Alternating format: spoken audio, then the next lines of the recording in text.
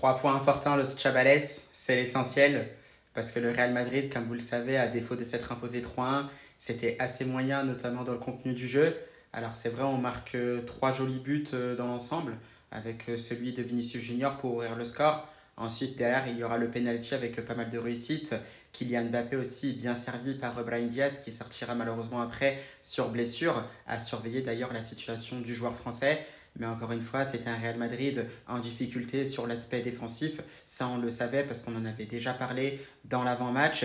Et encore une fois, on ne se sera pas trompé parce que déjà, il y avait des occasions qui étaient concédées, notamment une en première mi-temps. On a vu un Heusen et un Militao pris de vitesse. Derrière, justement, manque de rigueur sur le but de Mikotadze qui a tout le loisir de contrôler et de pouvoir enchaîner sa frappe hors de portée de Thibaut Courtois. Bien sûr, ce n'est pas que les défenseurs. On a vu aussi que le milieu de terrain était beaucoup trop loin, ce qui a permis justement à Mikotadze d'enchaîner sur une frappe.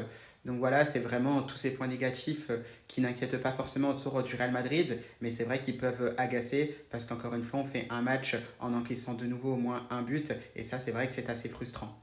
Mais bon, l'essentiel est là, ça reste les 3 points. Un Real Madrid qui reste provisoirement leader en attendant le match du Barça ce dimanche face au FC Séville. En attendant, place à la trêve internationale et on espère retrouver les joueurs de Xabi Alonso à partir du 19 octobre avec plein de motivation et de détermination pour la Liga face à Retafe, donc le 19 octobre, avant justement le match en Ligue des Champions face à la Juve et bien sûr le Classico en Liga face au FC Barcelone quelques jours plus tard, le 26 octobre.